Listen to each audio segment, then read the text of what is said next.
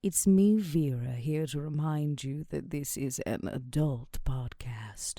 That means we're going to deal with tough topics. Take a break if you need it, and be kind to yourself, because we sure won't be.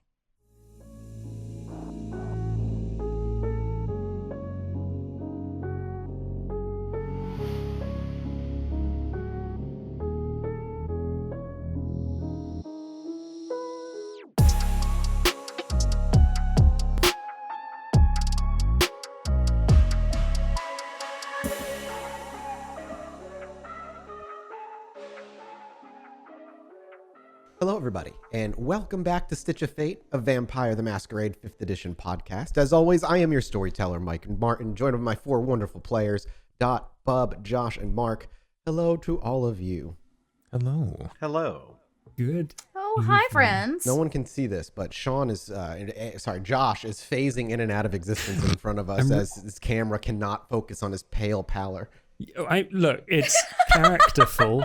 I am getting in character. I don't think Sean has had a clear day in his life.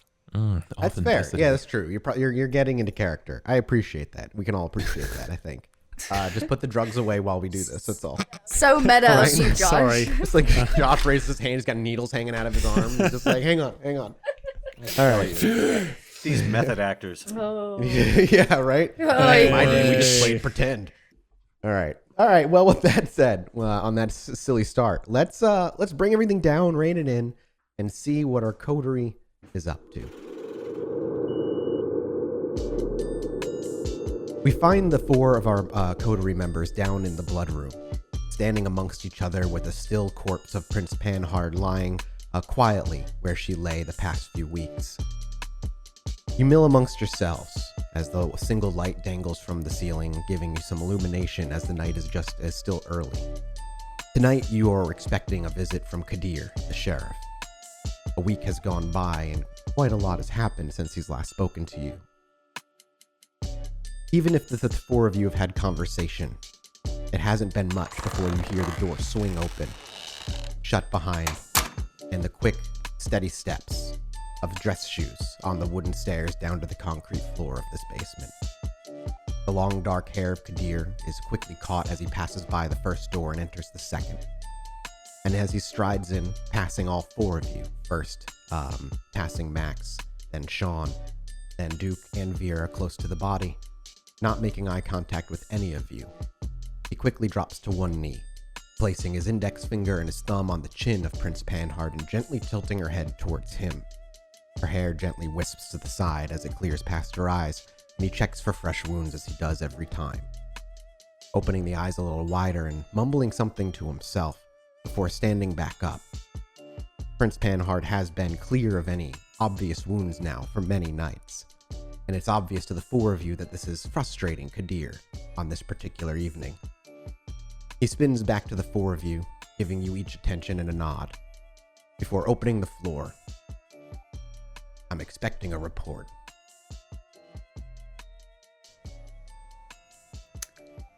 Khadir, before we speak in business, may I address the elephant in the room? He maintains a stoic gaze with you, but does not say anything verbally. It's very clear that the prince has healed, but is not healed.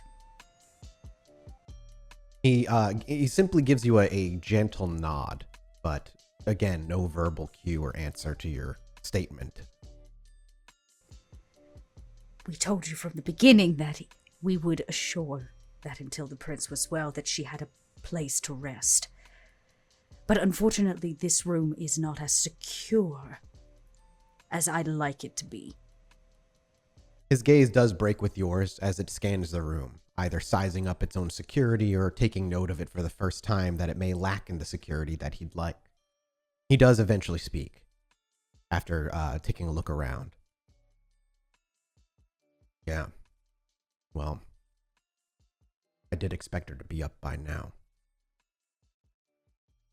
Time is passing and the council's getting restless with her missing, or with her disappearance, rather.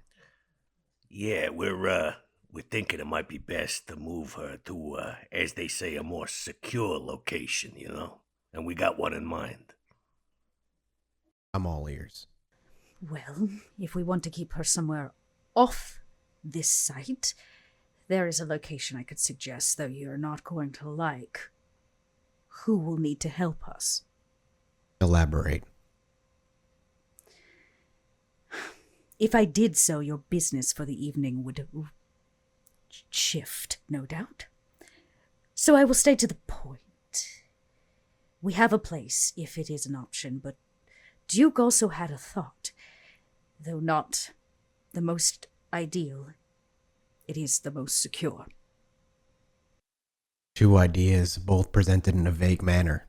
If one of you wouldn't mind speaking up and giving me details. One is significantly easier than the other, and will result in less middlemen. I think that we should simply bury her. We need to move her to what is similarly known as a gravedigger's cage, something protected. Hold her up in a wall. And the second option? To move her down the street. To a school. She'd fit quite nicely in a little urn. I did not hear a third option, Khadir.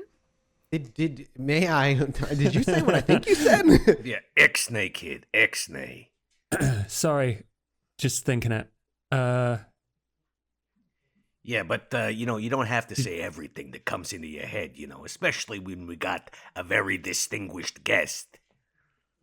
Khadir's eyes merely shift to Sean, and the only words that come out of his mouth are, "Strike two, kid."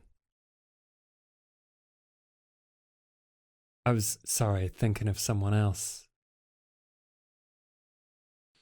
There's a bizarre and significant amount of pressure, no doubt, on everyone at this point. And despite my colleague's mouth running afoul, yet again, this is something that we can get around. Now, Khadir, I believe that the options are to hide her away, even from your own eyes, in a gravedigger's cage, something protected, even potentially warded, or to find a third party, someone that may be able to hide her, that is operating outside of both any anarch, Camarilla, and anything in between. His eyes never leave Sean while you speak. Someone who owes us their life. He replies to you, but maintains his gaze on Sean. This school wouldn't then be it sounds like it would be a risk. A masquerade breach we're asking to happen. This person at the school that you know and trust would have to be let in that the prince is now, as she is. Sounds too dangerous. Then there are plenty places on site where we could, as Duke suggested, brick her up. I want to be transparent in the fact that the Harpy of the city now has an open invitation to this club. Arturo has his ways. He does. Nonetheless, contingencies had to be made. And information is needed, so we're bargaining. And do you have a location already picked out for where you would place her?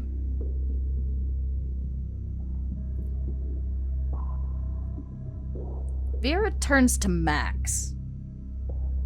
You know the basement of this theater better than anyone. Tell me there's a hidey hole that needs a bricking. Yeah, there's a few places I can think of. Install a false wall, brick her up inside it. You know, nice old-fashioned oubliette-like, right? No sun down there at any point, and Max is always nearby. Oh yeah, and Max Jr. too, don't forget him. Could never. You will inform me of where this place is. We would happily inform you, Khadir, but once this is put into place, you will not be able to see her. We will not be able to see her. It will be entirely up to her to push through the brick encasing in the cage itself.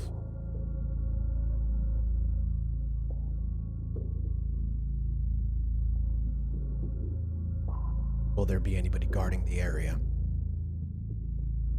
I will see to it as a personal favor to the Camarilla that it is warded. I'll operate within inside the chantry and my newfound contacts, acquiring the efforts to see that it is unseen by specific eyes. I will need somebody there. Should she wake and arouse and be hungry, we cannot risk our prince going into a frenzy. Food will have to be prepared. We can afford to give her everything that she needs. Plus, this place is now guarded by a few Russian meatbags, and they are hearty men. Worst case scenario, we'll feed all of them to her. He lets the silence settle and linger in the room for a while. His eyes finally break with Sean's before looking to Vera. When do you plan on having this done?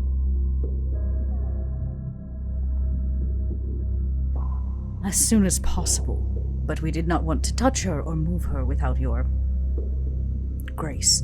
He nods.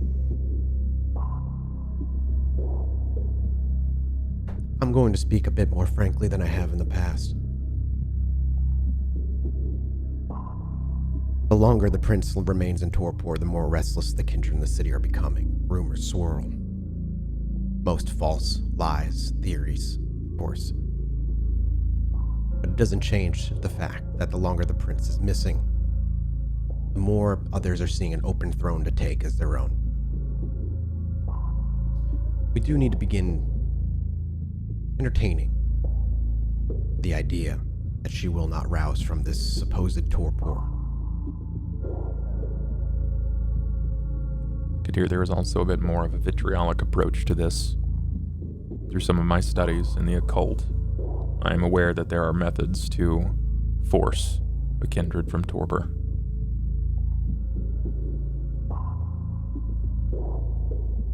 What are you referring to exactly?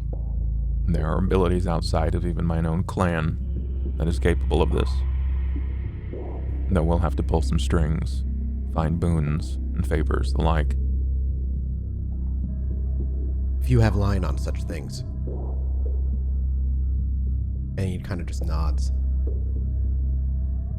Take the lead.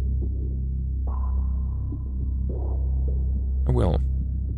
I'll run the tail and see how far it can take me. We'll chase this rabbit. Though we might need to search for things that are outside of even the chantry. As exciting as new politics might be in the wake of such an idea that she may not rouse, what do you say we need to do to assure that these rumors are not substantiated? What are we going to do, Khadir, in 2 months' time if she's not back? We are not guilty of the state that she is in, yet we still house her, and we still look guilty.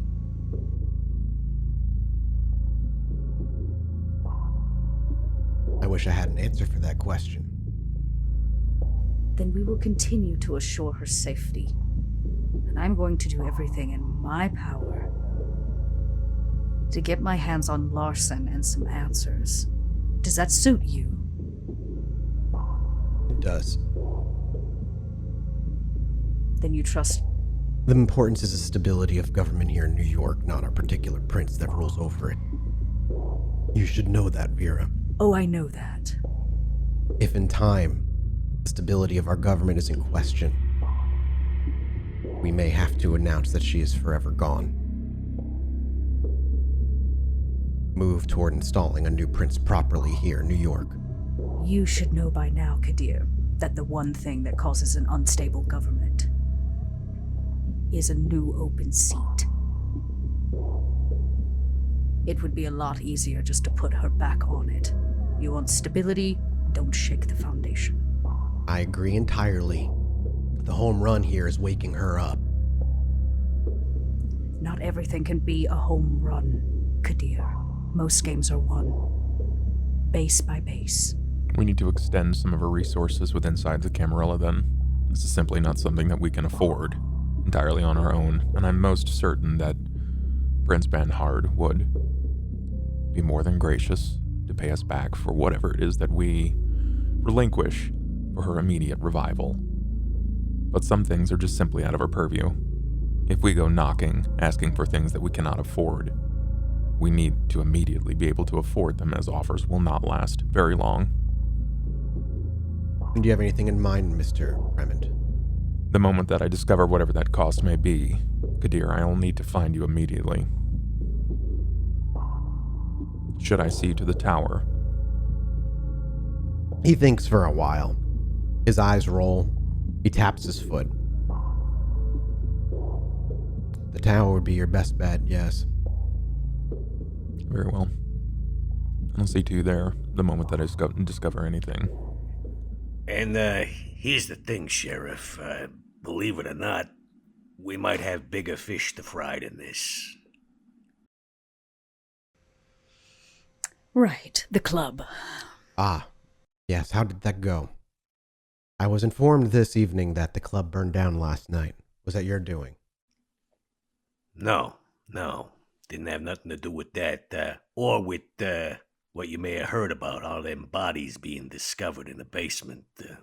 We went in, did the job, took care of them 3 thin bloods that you'd put a target on.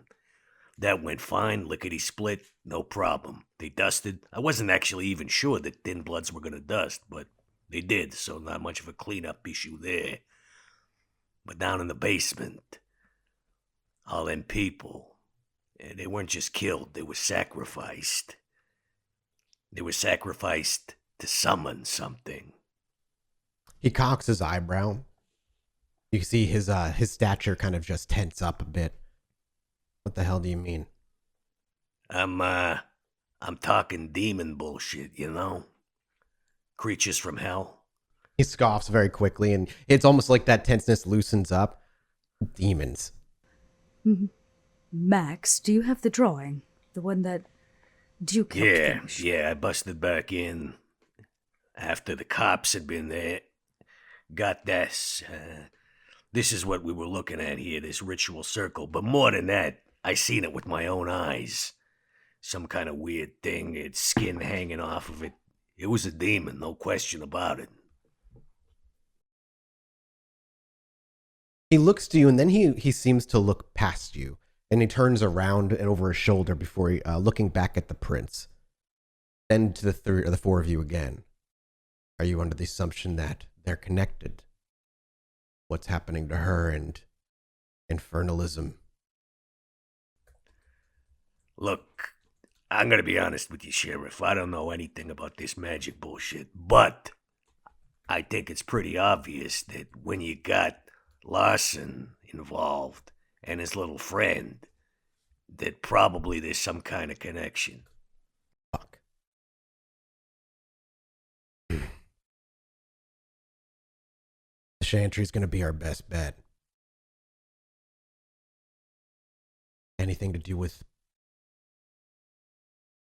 Are we dealing with the Bali? Are you even sure? I spoke with the regent at the Chantry, discussed some of the runic sigils displayed here in the magic that may have been seen by Maxwell and Sean.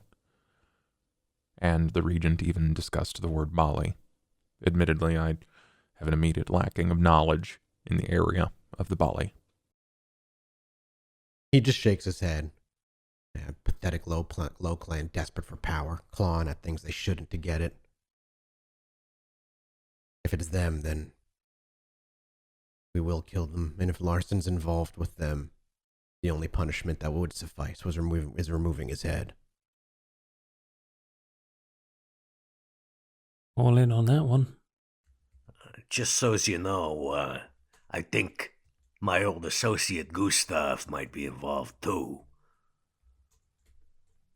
What makes you believe? What leads you to believe that? Yeah. I got my ways. Gustav's at the bottom of everything rotten. I haven't heard from that particular man since the night of the event, come to think of it.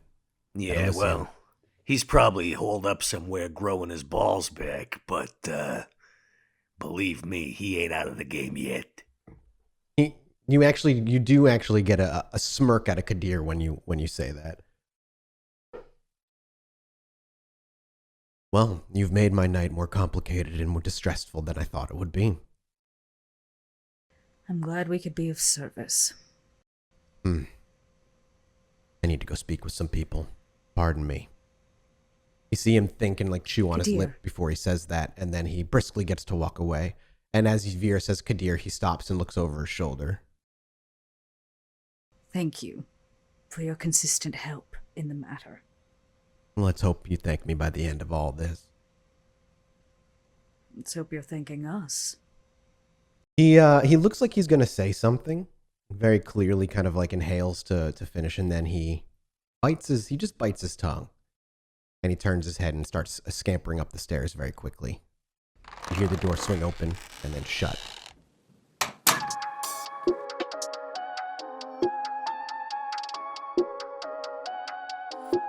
Oh hi, it's me, Vera. While you're taking a break, take a moment to visit dieharddice.com. Die Hard Dice is a sponsor of this little podcast. They make what we do possible. During checkout, make sure to use the code STITCH-APR, and you'll get 10% off your entire purchase. And we get a little cut for our own resources. Sounds like we only roll with the best.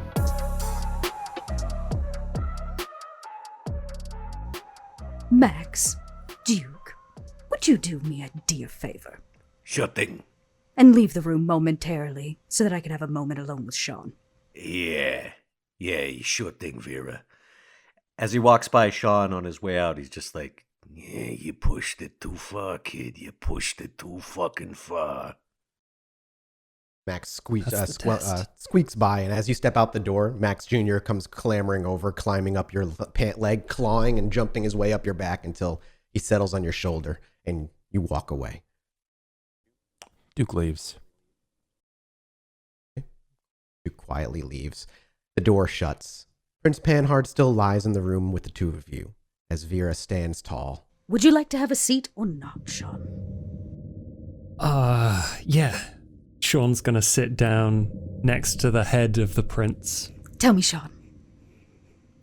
This want of yours, this need to save the Thin Bloods, tell me, how bad do you want it?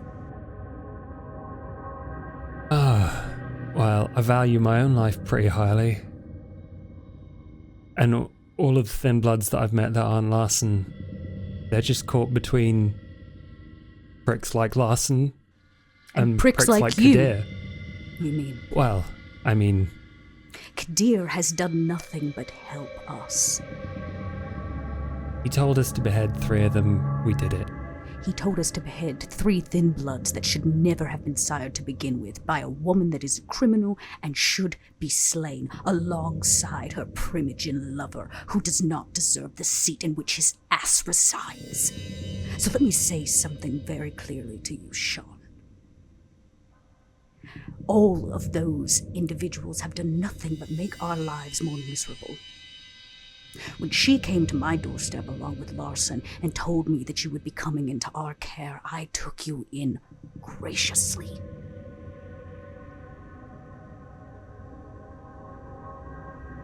And I did so because I had just a strange feeling in my gut.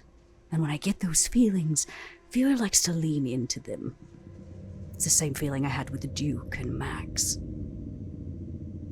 With Max Jr. when he was in that cage. I could feel it. So here we are. And you would disrespect the sheriff of New York City in my club by making a joke about torching the prince? She gets it. Clearly. The camera pans to the prince as she blankly is continuing to stare, mouth agape at the ceiling. So since my gut has never failed me, and since for whatever reason Khadir continues to have the patience to allow us to stand with our heads on our bodies,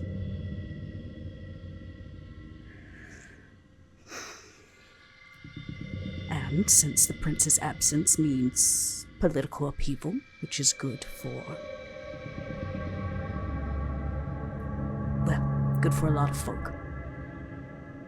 I will give you another chance. We know one thing. He's very angry if you insinuate that the prince might die, so we know whose side he's on. I swore that I would keep her safe. And that means if I've got to do it until eternity, I will. Yeah, everyone's very quick to imagine a future without you, and he turns to the prince. And we watch as Sean's gaze does turn, the camera then shifts from your profile down to her. The thing is I don't actually dislike her in any way. It's her Me distaste. either. Huh, really? She put a thin blood on a council, and that means something. She put Larson on the council, and that's a stain on her reputation. I mean, that was a stupid thing to do, but thin bloods in general, we're not that bad. That being said, I don't dislike her. It's her distaste for me that keeps this hostile. But that's not why I kept you behind class, Sean. So like I said, Sean, I'm gonna give you a second chance. You wanna protect some thin bloods? I have a mission for you. Oh, shit. I told Khadir that I would do everything in my power to solve this Larson problem. And what better way to weed out a rat than to send in more rats? We will infiltrate his little nest and his whole operation, and we're going to do it using thin bloods. And I'm going to be very transparent with you about it, because you're going to go find them. Sweet. I have a very specific type that I want. Oh? Yes, because just like you, I'm going to put them to work. We'll see what they think of that, but it's probably better than losing their heads. You didn't question it when I dropped a load of money in front of you, did you? Oh, I want to keep that. I'm not... And so will they. I want artists, Sean. Your little street degenerates. The graffiti artists, the ones who throw paint around, all of the above. I want them to start making art. We need a new audience, more money here at the club, and it seems that my oil paintings are boring my clientele. That or they're working with lupine, and I'm not into that kind of business. People like pictures of dogs. No, John, you like pictures of dogs. I'm not talking about pictures of dogs. Hard cut to his room where he's just got the tons of different dogs playing poker pictures all on his wall. Go out there, hit the streets, and find a couple artists. Something, I don't know, you would like. Good enough where I can sell it to a bunch of snooty art dealers and they're going to hang it on the wall and think they're cool or whatever. Okay. And when all is said and done, I'll pay your artist friends very well. And they're going to work for us and infiltrate Larson's operation, do you understand? I like it. Yeah. Wonderful. I've never tried. How do you make a thin blood? I'm going to pretend you did not answer or ask that question. Because I don't know that if I have the entire patience to answer it today for you, Sean. But maybe tomorrow, when I've reset a little bit, you can come to me when sun's down and I'll try to answer how to make a thin blood. Until then, please, no more threats against the prince. Okay. Especially not in front of Khadir. Put it in your diary or something. You saw his face though, right? Sean, I love looking at Khadir's face. Yeah, I also saw his face when he was being cheeky with you. He was about to leave. I don't know what that's about, but I think, you're in there. Okay, I'm off. Have a lovely evening. Sean quickly spins on his heels and jaunts out toward the door, swinging Quicker it than open, normal. leaving. Yeah, He knows exactly. he's about Quicker to than get normal. backhanded. Door swings open and closed. I'm curious, did Duke or Max wait nearby at all? Occasionally Duke is just there, so I'm just curious if he was... I don't think so this time. I Okay. feel like if he's earned a reprimanding, then it's probably fair that he gets that without an audience. Sure. Where would Would you guys just, out of curiosity, would you have just kind of dissipated into your own rooms and around the club for the evening? For Duke, sure. So where would, unless Mark, you had something else in mind, sorry. No, I think Max probably would have just taken Max Jr. back to the now expanding cat gymnasium that's in his room. How, is it like now half of the closet? Like what is the cat gymnasium looking like right now? It's a fairly big storage closet, and a lot of as Sean kind of jaunts by the closet, the camera catches a glimpse. Yeah, and actually, as Sean passes by, Max calls out from inside the room, "You sure like to live dangerously, kid." As he's like using a staple gun to put up some more pieces of like fabric or carpet remnants. Yeah, and you can hear it just staple after staple after staple as Max speaks over that. Do we see Sean kind of like skirt on his feet and stop? You just hear from down the corridor. He's, "I'm not gonna live forever." Yeah, you got that right.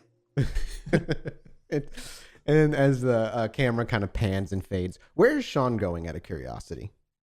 Sean's probably he's gonna go get some noodles and then hit the streets. The camera's gonna hang with Sean for the moment.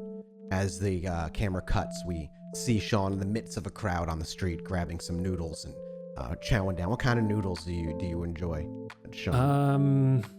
The Street ones noodles? with the Do you have like peanuts. packed ramen? Like, what are you thinking? Just like the noodles where you just cram in a bunch of them with like pork and like satay even. And as you're kind of munching on noodles, walking through the streets, how exactly would Sean go about looking for thin bloods that are good at graffiti? He's gonna search around Brooklyn for quality street art. Okay. That he sees and thinks is cool. He's probably gonna then Google them, just like reverse Google image search. So you're just gonna look at cool artists and basically hope that they're thin bloods in some way. Well, he's gonna cross-reference that with like the seedy underbelly contacts that he has. Okay. Refresh my memory. Do you have points in criminal contacts or anything?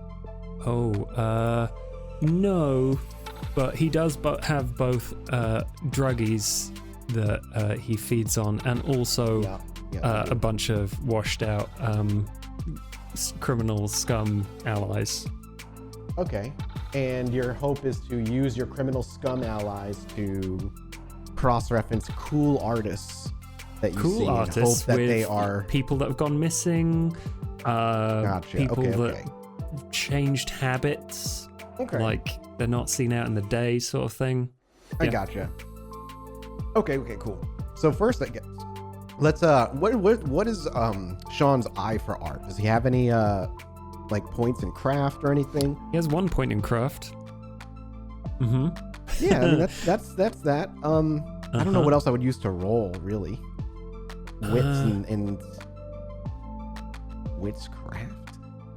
I don't know. Yeah, let's screw it. I'm gonna call for a wits craft roll, a bizarre ass dice pool. But as Sean is as we see Sean casually strolling through the New York streets, as people are passing by, and you see him bringing up a mouthful of noodles every so often, his kind of head just turns left and right as he openly is gazing through down alleyways and big giant murals on walls and brick walls, like just to see what catches his eye. Give it to me, Sean. Let's see that roll. You rolled a 3. You rolled as many successes as you possibly could without critting. That's great. And so what kind of art is Sean looking for? Is there a particular style, a particular theme that he's looking for? Sean's going to be looking for portraits. He's going to be looking for stuff that is neon in color as well. Very bright neon portrait style stuff. And also, he's thinking about what Vera said. He's going to be looking for things that people can put on their wall with, after spending a lot of money and feel like they're cool just by purchasing their credibility, sort of thing. Gotcha. All right. There's a few that you end up really, really like sticking out to you. These gorgeously bright neon murals, like you said, kind of just portraits rather, across these walls. And while there's a variety of different tags on different portraits and stuff, there's one that really continually catches your eye. This particular style or this particular artist, there's just has incredibly striking visuals, really exaggerated features on their on the portraits of the people that they produce, but in a way that seems to be speaking in a kind of like not in a cartoonish way, I guess is what I'm trying to say. It doesn't, the exaggerated features more kind of accentuate the more interesting aspects of the human face that they're putting out there. This particular artist goes by the name of Milos. That's the only name that you catch that is consistently on the ones that you're like, oh, that one's really cool. Oh, it's that name again. Oh, it's that name again. You see it 4 or 5 times over your course of 2 or 3 hours of walking these city streets aimlessly, I imagine, just kind of like losing yourself in the New York City streets to just look for art and go about. Yep. We'll say that's the name you end up pulling. However, can I get a wits awareness from you while you're out? Mm-hmm. Man, I need to spend some XP on these dice pools. Yeah, your wits awareness is not... Oh! The one time. Messy critical on your wits awareness. That gives you a 5. Another max... Literally max pool here. You 5 successes. As you're gazing up at one particular mural of this seems to be this these 3 people all communally sitting together, and looks like they're having some sort of really enticing conversation, all laughing in this picture. Your eyes kind of dart around a little bit left and right, and you catch something that you think you see is familiar, but for a moment you don't really pay too much mind to it. There's a lot of neon happening, and maybe you just saw something out of the corner of your eye. As you dart your eyes over, you don't see anything there. But as you look around again, you're about to break away, and Sean's writing down on his on like a notepad just the name of the artist, and he pockets it, and he goes to finish his last bite of noodles, and you can actually hear him slurping up the last of it before he tosses the cardboard box as it clutters to the ground. Takes a deep breath and steps into the crowd. Just as you step into the crowd, almost as though that supernaturally or even like religiously, the people part briefly as you step in, and you can see clearly standing on the other side of the street between the pedestrians, just as the audience hears the music rise of her particularly favorite song, we do see the Khadirs of pink and green sitting on a familiar face as she gazes at you directly. Just as the people part, they too cross, and she disappears into the crowd. Sean is going to follow her. Ooh, we are going to follow. Okay, can I get a wits awareness again? No. Well, you lost her just as quickly as you found her. Would you like to re-roll one of those die? He would try extra hard, so I'm going to do it on the off chance that it's accidentally rolls 2 dice and get a crit, but no, that's nothing. Nothing. No, that's unfortunate. With complete critical failure. While you caught a glimpse of her once, what we see Sean as he tosses the box where the noodles once kind of hung, we see him jaunt across the street. A car actually honks at him as he runs across for a moment. It just almost hits him. Piss off. He shouts piss off at the car. Yeah, we see Sean shouting piss off as it almost bumps into his leg. You kind of skirt off to the right for a minute, finish your jog over, and as you cross over to the other side of the sidewalk and you look around, you truly cannot find her. Sean continues to push through the crowd, maybe going a block or 2 in either direction, kind of just looking around, but not a single time do your eyes ever catch hers. Would Sean head back home? What would Sean do at this point? Sean's plan is to probably go and see his friends. The ones at the club, or the ones at their dirty apartment where you probably game? The ones at their dirty apartment, because from there he can like ask questions, and they will percolate throughout the underbelly. Do you go to Ed's like last time? Yeah, sure. So as we see Sean kind of standing amongst the crowd, his head turning left and right, and realizing he's lost her. There's a moment where he looks dejected before his head picks up, and with determination he begins to march away.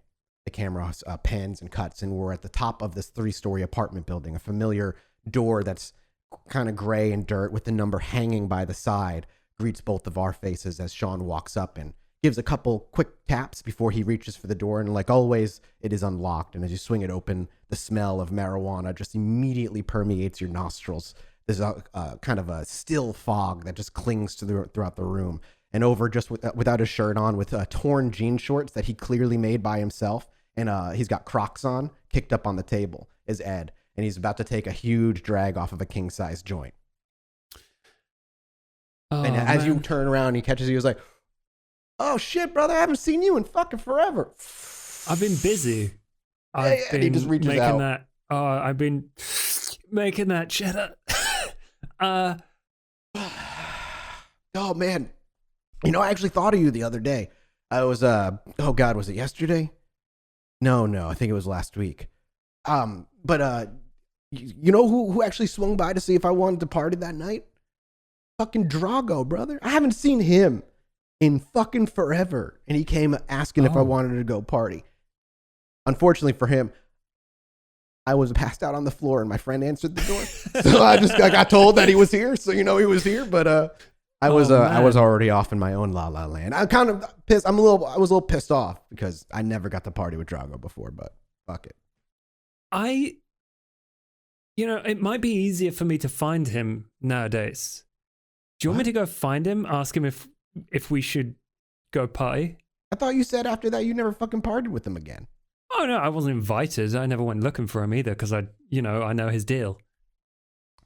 I mean, what you think you could go find him and he'll come back and give me like a second invite or something? I thought it was like a one and done thing with him. You either accept or you don't.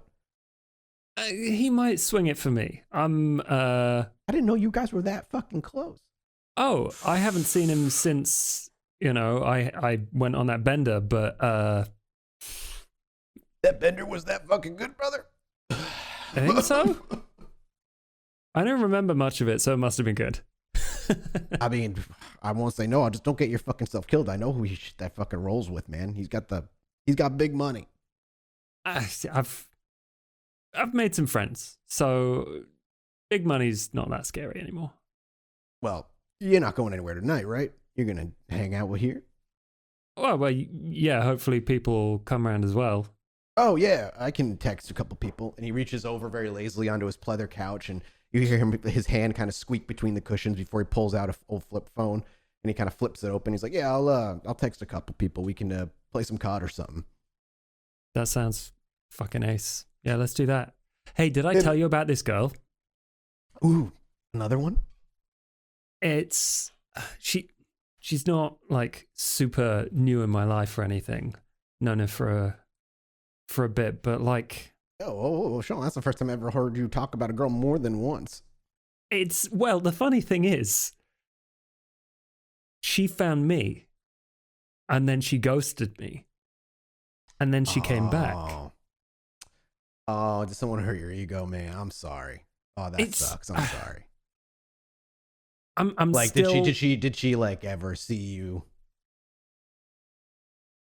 Nah.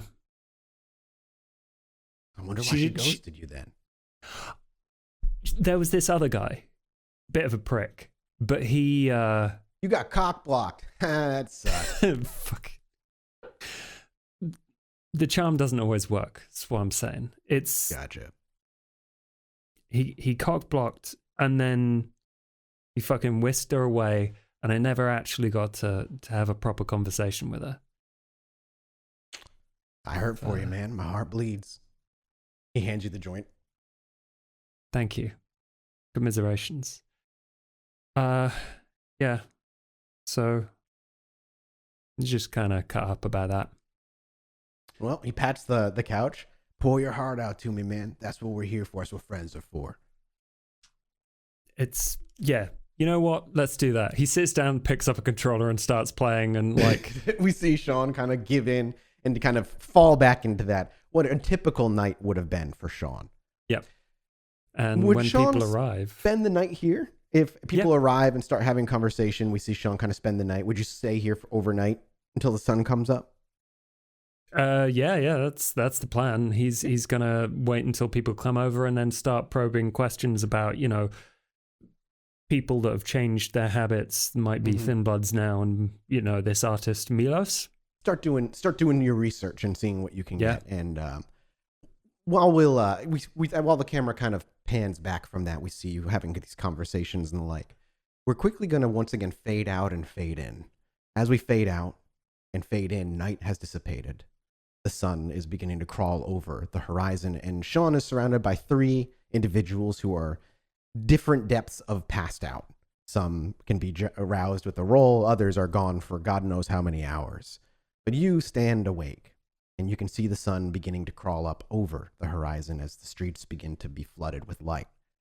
And as you stand up, you can feel yourself a little weaker than maybe you would be, but feeling otherwise fine. During the day, where does Sean go? This is something we've never seen Sean really do. So where does Sean go during the sunlight hours?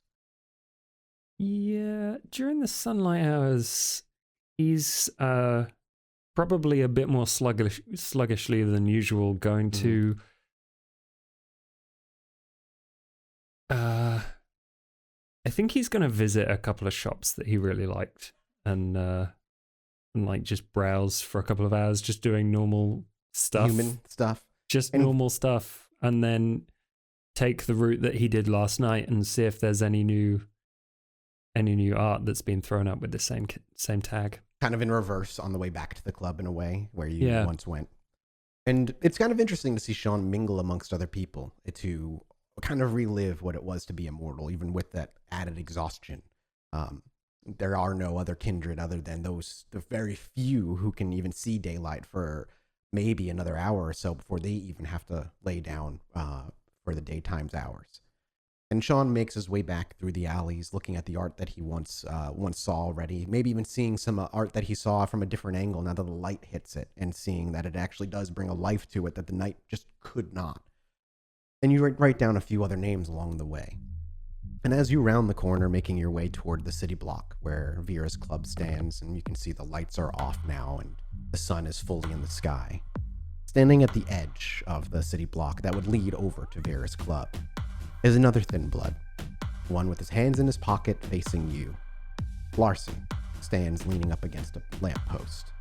The sun hits both of you, and as he sees you, he sits up and kind of shoulders himself off of the lamppost. He gives you a brief nod. Before words can be said, the screen cuts to black, and we'll pick up next week. We'll see you then.